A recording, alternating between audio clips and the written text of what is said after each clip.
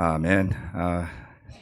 종섭 형제, 성찬 나눈 메시지 감사드립니다.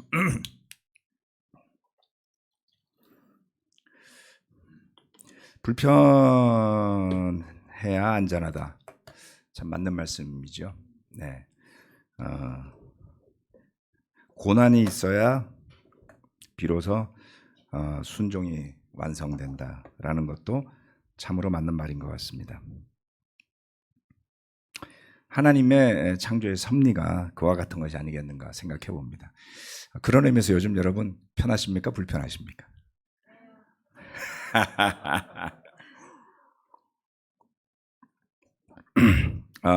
정소병제하고 오늘 성찬 나눈 메시지를 지난주 이제 재정위원 모임하면서 좀 이야기를 나눴었는데요. 참 공감도 되고 그런 내용이었습니다. 시간이 지날수록 우리 믿음의 근본과 본질이 무엇일까라는 생각을 많이 해보게 되죠. 그 속에는 여전히 이기적인 마음으로 나 편한 대로 잘 됐으면 좋겠다라는 바람이 하나가 있고요. 하지만 여전히 주님이 우리를 이끌어 가시는 길은 우리의 바람과는 좀 거리가 먼 경우들이 많습니다. 그것이 잘 맞아 떨어져서 조화롭게 될 때 때로는 좀 버겁긴 하지만 우리 믿음이 성장하고 믿음의 중심이 잡혀나가는 그런 제자의 삶이 되는 것 아닌가 하는 생각을 오늘 성찬 메시지를 들으면서 좀 해보게 됩니다. 어제는 전주에 다녀왔습니다. 지금 2년 만이죠. 만 2년 만이니까 2020년 2월 이후로 중지되었던 전주 미션 예배를 드리기 위해서 어제 전주를 좀 다녀왔고요. 지금 박재호 목사님과 또 대전교회 형제자매들 또 우리 잠실에서 같이 참여한 여러 형제자매들이 전주에서 여러 사람을 초대해서 같이 예배를 드리고 있습니다. 참으로 감사한 일이죠. 어제 우리 정태준 집사님하고 한옥마을에서 전도도 하는데 아주 재밌었습니다. 몇 사람은 근데 그 전도하는데 너무 재밌었어요. 한켠에는 파룬궁이라고의 그 중국의 기체주하는 그 종교 집단이 있고 조금 더 갔더니 또 딴 곳에서 거기 우리 말고도 전도하는 분들이 많더라고요. 그리고 걸어 나오니까 신천지 예배당이 큼지막한 게 또 있었습니다. 아주 뜻깊은 재미있는 선교 여행이었습니다. 요즘 코로나가 이제 그럭저럭 막바지인 것 같죠. 그래서 그동안 멈추었던 모임들도 하곤 하죠. 저는 연말에 이제 동창 모임을 한두 개씩 하곤 하는데 얼마 전에 모였었습니다. 한 3년 만에 거의 보는 거죠. 그래서 식사도 하고 오랜만에 사람들 얼굴도 보고 했는데 다들 정말 고생들도 많이 했더라고요. 네, 그래서 같이 서로 위로도 하고 좋은 시간도 보내곤 했습니다. 여러분들도 오랜만에 이제 모임도 하시고 그러고들 계시지 않나요? 네, 반응이 시원치 않은 거 보니까. 네. 올 그래서 크리스마스는 좀 기대가 큽니다. 그동안 만나지 못했던 사람들도 만나게 되고 또 예수님의 오심을 축하하게 되고 조그만 선물이라도 보내고 하면서 서로가 위로받고 또 격려하는 좋은 연말이 되시기를 바랍니다. 자, 오늘 설교 말씀은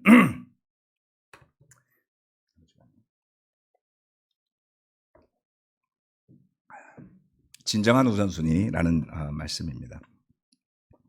누가복음 12장 말씀을 가지고 지금 한 달 조금 넘게 설교하고 있죠. 주일은 산상수훈하고 일부 겹치는 내용들이 있는 장인데요. 그 누가복음 12장 한 장 안에 정말 많은 내용이 있어서 이 말씀들을 좀 당분간은 설교를 해야 되겠다라고 생각을 하고 쭉 진행해온 마지막 설교입니다. 자, 진정한 우선순위, 우리가 너무 잘 아는 말씀들이에요. 네, 첫 번째, 걱정에도 순서가 있어야 한다입니다. 12장 22절로부터 22절, 25절까지 읽고 그 다음 29절까지 읽도록 하겠습니다. 예수께서 자기의 제자들에게 말씀하셨다. 그러므로 내가 너희에게 말한다. 목숨을 부지하려고 무엇을 먹을까 하고 걱정하지 말고 몸을 보호하려고 무엇을 입을까 하고 걱정하지 말아라. 목숨은 음식보다 더 소중하고 몸은 옷보다 더 소중하다. 까마귀를 생각해 보아라. 까마귀는 씨를 뿌리지도 않고 거두지도 않고 또 그들에게는 곳간이나 창고도 없다. 그러나 하나님께서 그들을 먹여주신다. 너희는 새보다 훨씬 더 귀하지 않느냐. 너희 가운데서 누가 걱정한다고 해서 제 수명을 한순간인들 누릴 수 있느냐. 26절부터 또 29절까지 보도록 하겠습니다. 너희가 지극히 작은 일도 못하면서 어찌하여 다른 일들을 걱정하느냐. 백합꽃이 어떻게 자라는지를 생각해 보아라. 수고도 하지 아니하고 길쌈도 하지 않는다. 그러나 내가 너희에게 말한다. 자기의 온갖 영화로 차려입은 솔로몬도 이 꽃 하나만큼 차려입지 못하였다. 믿음이 적은 사람들아, 오늘 들에 있다가 내일 아궁이에 들어갈 풀도 하나님께서 그와 같이 입히시거든 하물며 너희야 더 잘 입히지 않으시겠느냐. 그러므로 너희는 무엇을 먹을까 무엇을 마실까 하고 찾지 말고 염려하지 말아라. 걱정에도 순서가 있어야 한다. 주님은 이렇게 말씀하셨어요. 앞선 구절에, 자, 앞에 부분을 한번 볼까요? 앞선 구절에 뭐라고 말씀하시냐면 목숨은 음식보다 더 소중하고 몸은 옷보다 더 소중하다. 맞는 말씀이죠. 우리가 음식을 먹어야 목숨이 부지되는데 그래도 음식보다는 목숨이 중요하죠. 우리 몸을 감싸고 또 보호하기 위해서 옷을 입습니다만은 옷보다는 몸이 중요하죠. 네. 그런데 살다 보면 몸이 옷만 못하다고 생각하는 경우들도 있는 것 같습니다. 좀 멋지고 좋고 브랜드 있고 그런 옷을 입어야만 내 몸이 좀 뽐나지 않는가 이런 생각을 하는 것에 몰두하다 보면 자기 몸의 소중함은 좀 잊어버리게 되는 경우도 있죠. 중요한 것의 우선순위를 주님은 이렇게 설명하셨어요. 뭐 흔히 하는 말로 이렇게 멋이 중헌디 이런 말 있잖아요. 가만 보면 이 원조가 예수님인 것 같아요. 네. 목숨을 부지하는 일은 중요한데 그러기 위해서 하는 걱정, 무엇을 먹을까? 몸은 중요한데 무엇을 입을까? 하는 걱정에 대해서 주님은 단호히 말씀하셨습니다. 키를 늘리거나 수명을 늘리고자 하는 걱정, 네, 의미가 없다고 하셨어요. 그래서 우리는 키를 늘리게 할 수가 없죠. 물론 요즘에는 뼈를 일부러 부러뜨려서 키를 늘리는 절골술이라는 게 나왔어요. 그래서 여러분 키를 한 5cm까지는 늘릴 수 있답니다. 한 몇 년은 누워 있어야 되고요. 하시겠습니까? 큰일이에요. 그죠? 하시는 분들도 있더라고요. 그런데 생명을 늘릴 수 있습니까? 네, 이건 어렵습니다. 근데 주님은 이게 지극히 작은 일이라 그랬어요. 우리는 할 수 없는 불가능한 일이거나 키를 조금 늘리는 것도 의학적으로는 가능해졌지만 너무나 큰 대가를 치러야 하는 거라서 부작용이 있을 수도 있고 굳이 그렇게 할 필요가 있을까? 라고 생각하는데 주님은 그것을 아주 작은 일이라고 말씀하셨습니다.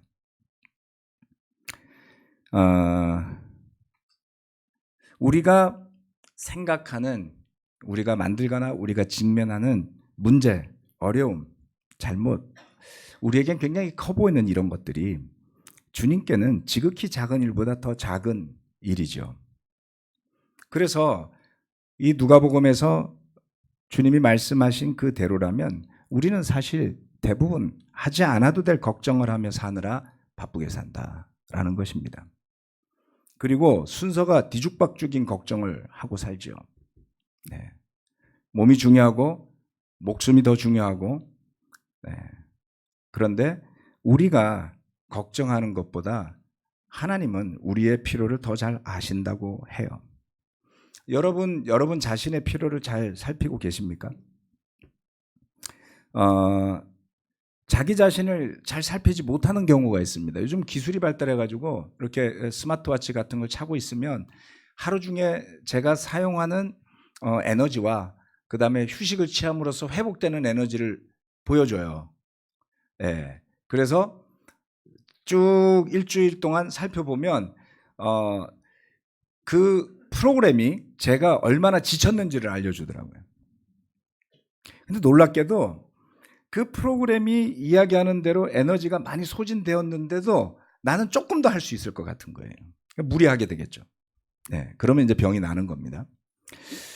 사실 우리가 잘 아는 것 같으면서도 우리가 할 수 없는 수준까지 걱정하거나 염려할 때가 많습니다. 그러다 병이 나죠.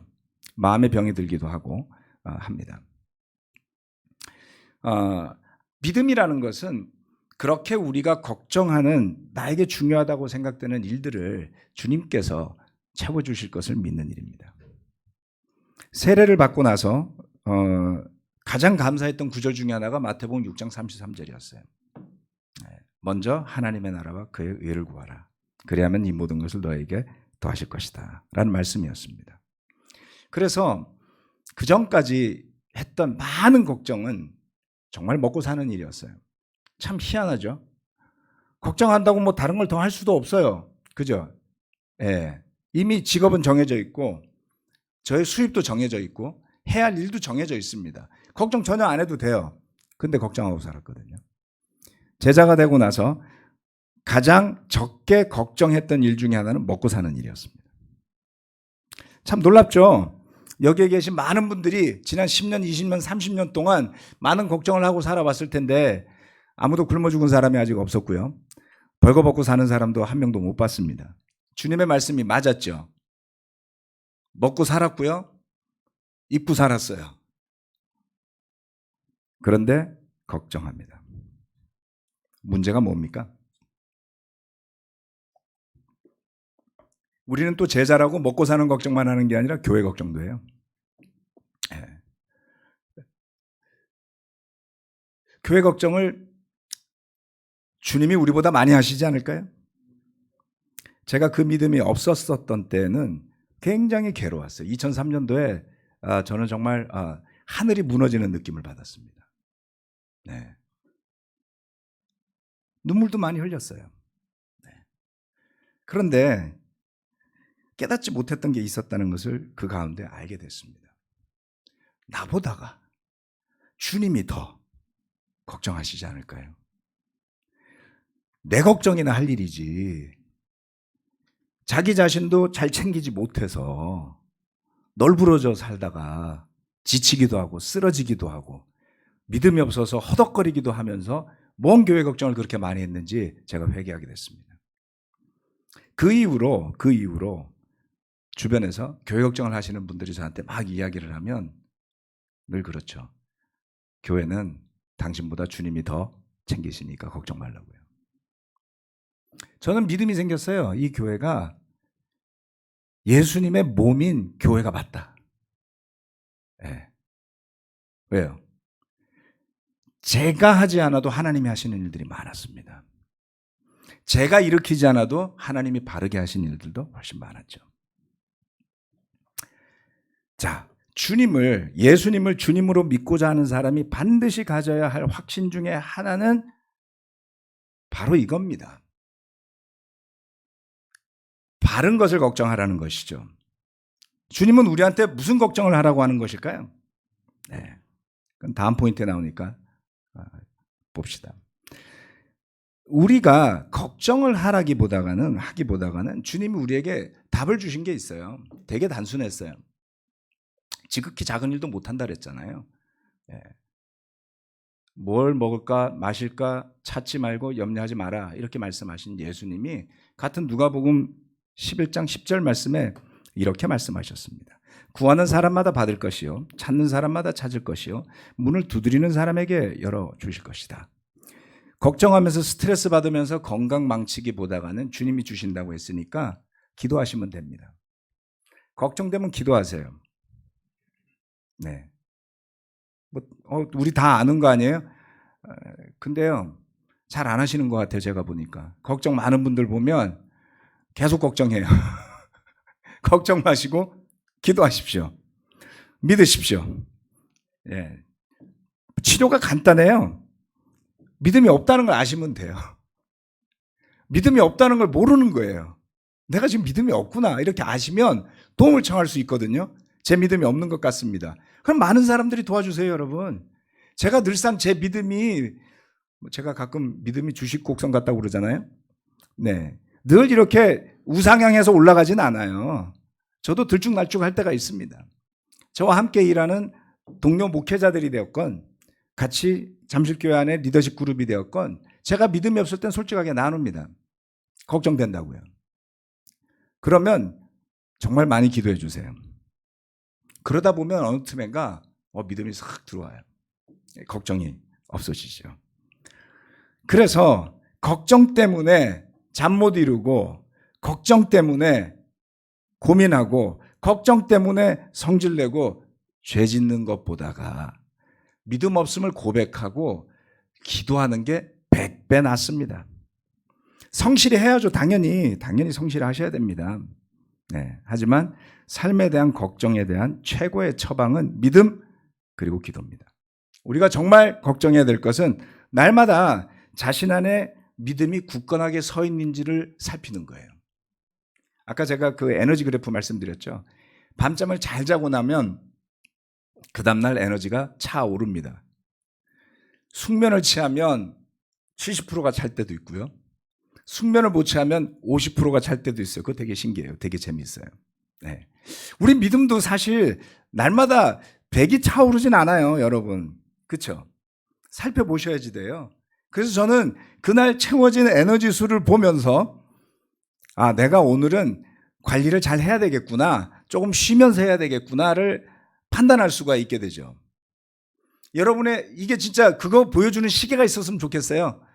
영적으로 딱 체크하고 아침에 딱 일어났더니 어제 영적인 충전은 55점이므로 오늘은 주의하여 성질내지 말고 죄짓지 않고 잘 영적으로 쉬면서 하루를 보내시기 바랍니다. 뭐 이런 거 해주는 게 있었으면 좋겠어요. 되지도 않을 걱정할 바에야 자신의 믿음을 걱정하십시오. 이게 여러분과 여러분의 가정과 교회가 보호받는 지름길입니다. 두 번째, 하나님의 나라를 구하라입니다.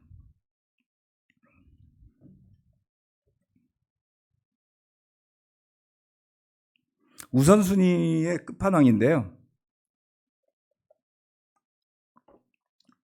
12장 30절과 31절 말씀입니다. 믿음이 있고 없고는 스스로 보셔야 돼요. 남이 이야기해 주는 걸로 잘 들리지 않습니다. 자신이 보시는 게 가장 중요해요. 누가복음 12장 30절 31절. 이런 것은 다 이방 사람들이 추구하는 것이다. 너희 아버지께서는 이런 것이 너희에게 필요하다는 것을 아신다. 그러므로 너희는 그의 나라를 구하여라. 그리하면 이런 것들을 너희에게 더하여 주실 것이다. 아멘.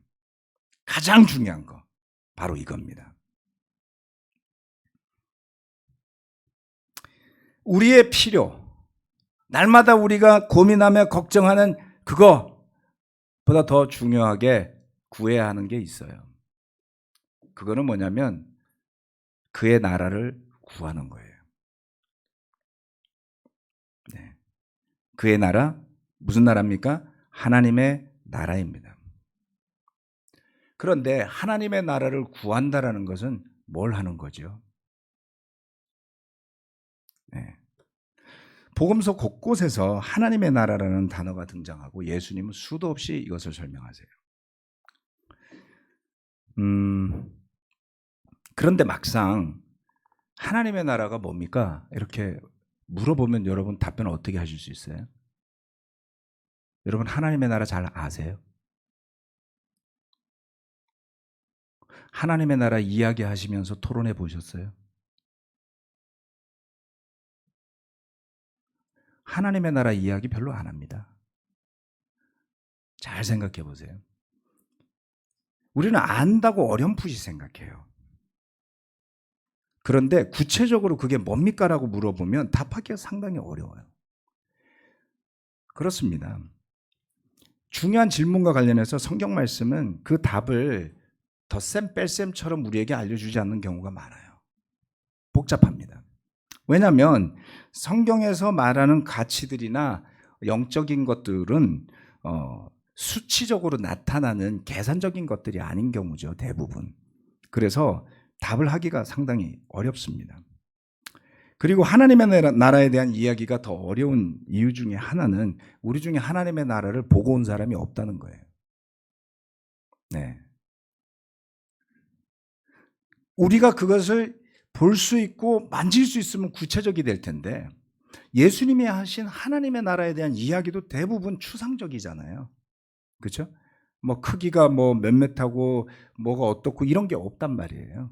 그러니까 우리가 그려보기도 상당히 어렵습니다. 그런데 꽤 많이 말씀을 하셨으니까 하나님의 나라가 뭐지?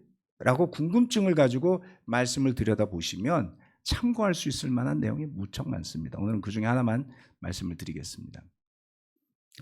저는 아주 오랫동안 이 하나님의 나라에 대한 궁금증을 가지고 계속 공부도 하고 말씀도 보고 했는데 참 어려워요.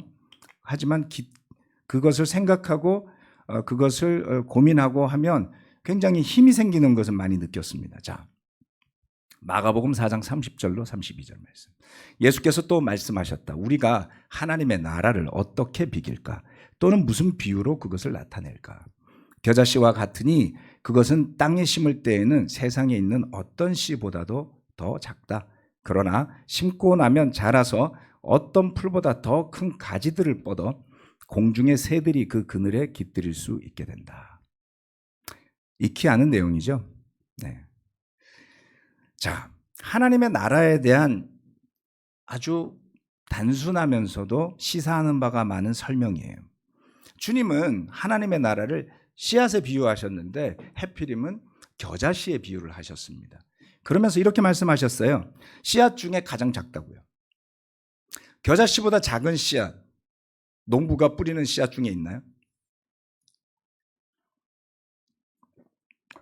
주님이 겨자씨가 씨앗 중에 가장 작은 거라고 말한 이유가 있습니다. 그 당시 사람들이 씨앗으로 뿌렸던 게 어떤 게 있을까요? 성경에 나오는 곡물 한번 생각해 봅시다. 밀, 보리, 그죠? 보리 이야기도 나오고 밀 이야기도 나오죠. 네. 뭐 콩도 있을까요? 네.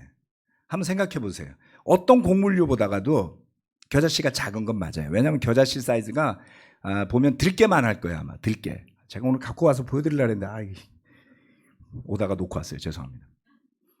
그래서 한 요 정도밖에 안 돼요. 그죠? 예. 네.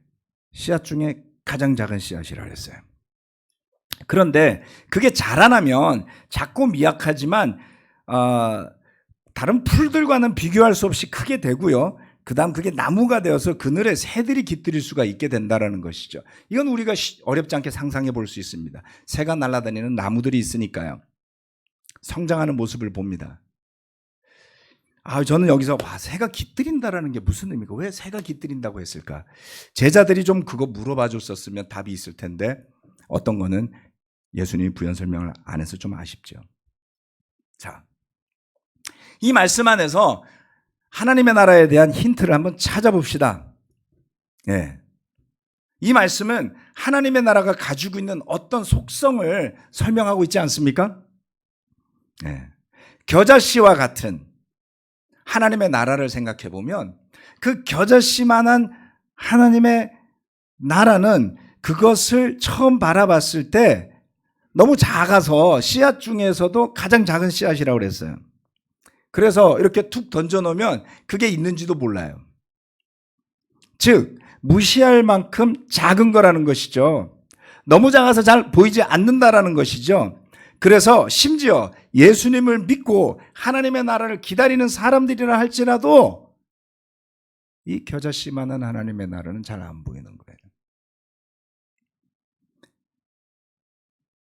찾기가 어렵고 보기가 어려워서 어쩌면 무심코 지나가면 무시할 수 있는 그것인지도 모릅니다.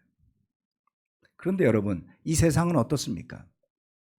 이 세상은 거대해 보이고 우리를 압도하지 않습니까? 예. 취업 활동을 하는 분들은 정말 이 회사가 나를 채용해 줄까? 내가 과연 좋은 회사에 들어갈 수 있을까? 막 너무 거대한 벽 같아 보이잖아요. 예. 이 세상은 우리를 압도합니다. 큽니다. 불안하게 만듭니다. 두렵게 만듭니다. 그런데 하나님의 나라는 이 세상에 있는 것들과 비교해서 너무 작아요. 사람들은 신경도 쓰지 않습니다. 오히려 비웃죠. 심지어는 믿음을 가지고 있다는 사람들조차도 그 하나님의 나라의 실체를 잘 몰라요. 그런데 그 하나님의 나라는 그 작은 씨앗으로만 있지 않아요. 그 씨앗이 뿌려지고 자라고 가지를 뻗을 것이기 때문에 그렇습니다. 먼저 하나님의 나라를 구하라, 찾으라 하는 것은 무엇을 의미하겠습니까? 남들이 무시할 만한, 남들이 보지 않을 만한 작고 미약한 씨앗 같은 존재로 보일지라도 그 엄청난 미래를 볼 수 있어야 한다는, 그것을 볼 수 있는 눈이 있어야 하나님의 나라를 알 수 있다는 것이죠. 믿음 없이는 볼 수 없는 거예요.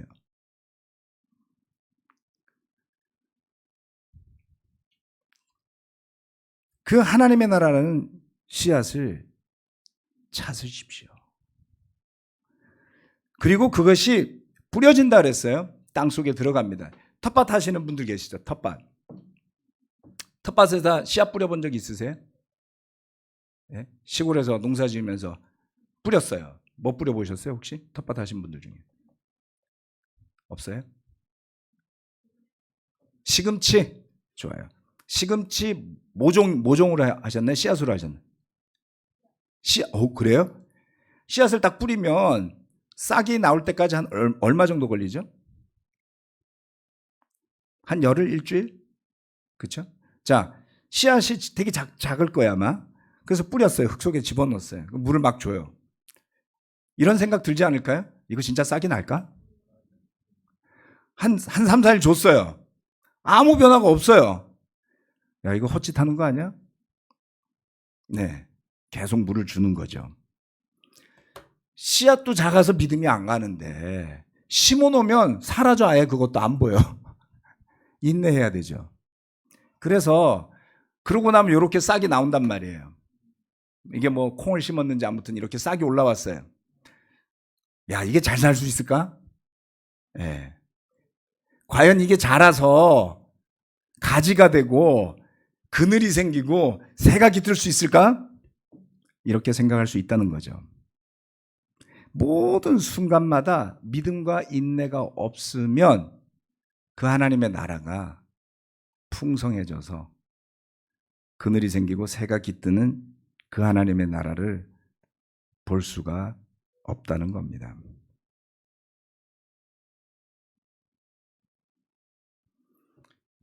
그래서 믿음은 상상력도 필요해요. 지금은 없어요. 지금 아니에요. 현실은 달라요. 그렇지만 하나님의 나라는 믿음 있는 사람이 언젠가 그렇게 될 것을 믿는 곳입니다. 그 하나님의 나라가 커져서 어떻게 되는 거죠? 그 하나님의 나라가 왜 지금 이 땅에 있는 우리에게도 중요한 주제일까요? 네. 우리가 별로 이야기하지 않는, 네. 대체로 만나면 먹고 사는 이야기죠. 네. 우리 동기들 보름 전에 만났더니 이제 장군도 있고 뭐 대령도 있고 중령도 있고 이제 그만둔 분도 있고 퇴역한 분도 있고 내년 내후년 줄줄이 그만두더라고요.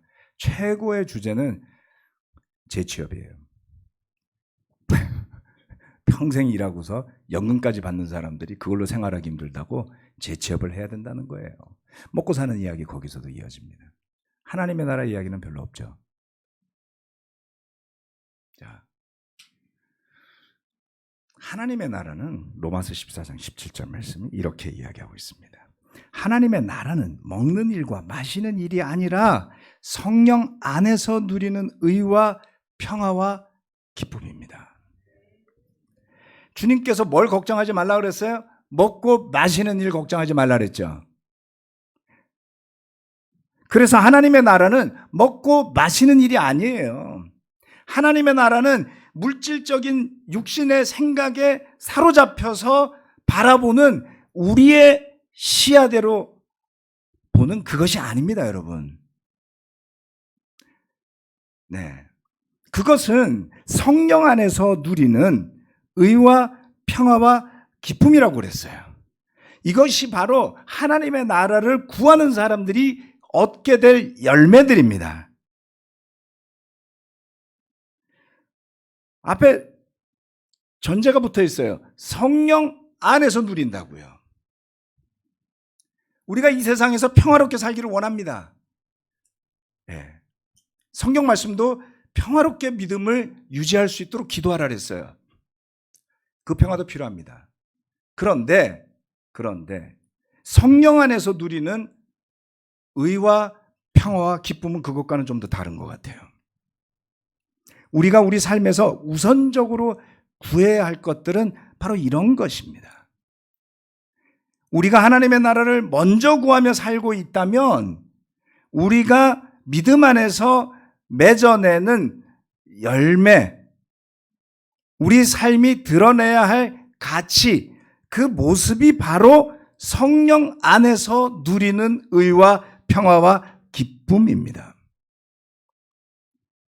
이것을 뒤집어서 생각해 보면 이렇습니다. 바꾸어서 말하면 성령 안에서 누리는 의와 평화와 기쁨이 충만하기보다는 다른 걱정이 뒤덮는 삶이라면 우선순위가 뒤바뀐 삶이 아니겠습니까? 그래서 자신을 살피라는 겁니다. 과연 나는 하나님의 나라를 구하고 있는 것인가?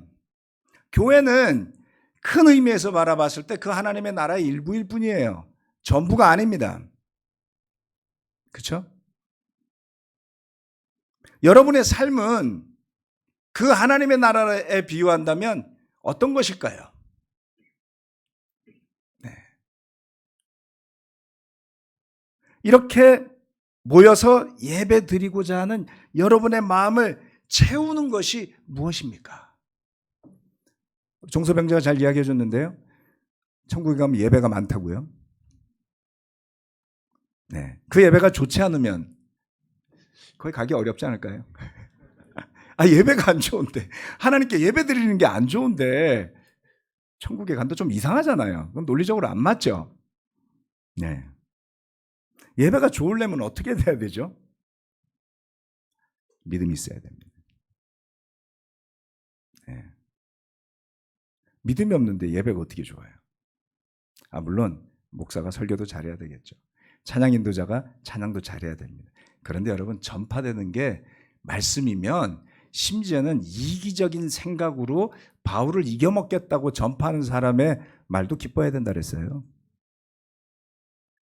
그러니까 그것도 제가 배운 것 중에 하나입니다. 제가 영적으로 힘들 때 제 마음에 안 드는 사람이 설교하더라도 전파되는 게 말씀이니까 저는 들어야 됐어요. 제가 그걸 회개하고 나니까 또 다른 믿음의 세계가 열렸었습니다. 예배 오실 때 여러분은 무슨 기대를 가지고 오십니까? 성령님이 여러분으로 하여금 누리게 하는 의와 평화와 기쁨의 열매가 없으면 집에 가서 곰곰이 묵상하셔야지 돼요. 내가 어디에서부터 잘못된 것일까? 네. 말씀드렸죠? 이 교회는 저나 여러분보다 예수님이 더 많이 아끼고 사랑하고 지키려는 교회입니다. 그래서 주님의 뜻에 합당하지 않은 인도자는 알아서 하나님이 떠나게 하세요. 알아서 정리됩니다. 걱정 안 하셔도 돼요. 저도 처음에는 그런 걱정 좀 했었었는데요. 시간이 지나다 보니까 남 걱정보단 제가 믿음 안에 올바로 서는 걱정을 먼저 해야 된다는 것을 깨닫게 된 지가 오래되었습니다. 그 다음 구절은 더 명확하게 그런 것을 드러내죠. 고린도전서 4장 20절. 하나님의 나라는 말에 있지 아니하고 능력에 있습니다. 하나님의 나라는 말에 있지 않다 그랬어요. 여러분, 믿음을 가지고 산다고 할 때 저는 시간이 흐를수록 우리가 자신을 기만하기 쉽다는 것을 깨닫게 됐어요. 말로, 생각으로요. 참 희한하죠. 세상의 경제 논리는 말로 되지 않아요. 결과가 입증합니다. 회사가 돈을 못 버는데 계속 유지되지 않아요. 그죠? 돈 못 벌면 회사는 금방 망해요. 교회는 달라요. 교회는요, 돈 없어도 유지됩니다. 왜요? 회사가 아니잖아요. 그렇지 않나요? 심지어는 잘못돼도 막 잘 되는 데도 있어요. 신천지 갔더니 10만 명이 얼마 전에 모였다고 막 대대적으로 홍보를 해놨더라고요. 난리예요. 대단한데, 신천지? 신천지가 10만 명이 모이면 뭐 잘 된다고 그게 진리일 수는 없잖아요. 그렇죠? 그러니까 교회는 오묘한 곳이에요. 네. 신앙으로 모인 집단이니까. 근데 그 신앙이 하나님이 기뻐하실 믿음으로 안 가고 신념으로 갈 수도 있어요. 자기 기만으로도 갈 수 있어요.